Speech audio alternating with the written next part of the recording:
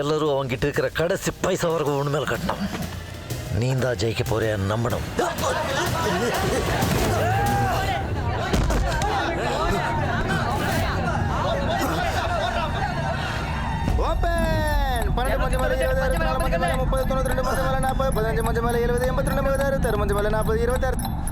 நான் இப்படி என் மூக்கு சொரிஞ்சு உனக்கு ஒரு சிக்னல் காமிப்பேன். அப்போ உன் மொத்த பலத்தையும் சேர்த்து எப்படியாவது அவனை தொடர்ந்து சரமாரி 2 நிமிஷம் அடி. திரும்ப அவன் அடி ஒண்ணு கூட மேல படக்கூடாது.